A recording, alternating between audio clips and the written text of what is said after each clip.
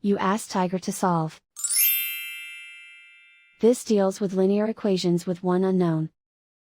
The final result is z equals 3. Let's solve it step by step. Simplify the expression. Expand the parentheses. Multiply the coefficients. Simplify the arithmetic. Group all constants on the right side of the equation. Add 30 to both sides. Simplify the arithmetic.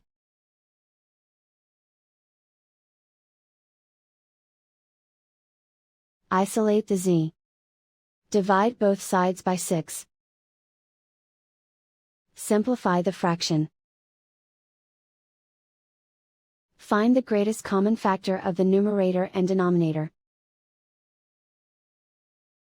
Factor out and cancel the greatest common factor. And so the final result is z equals 3.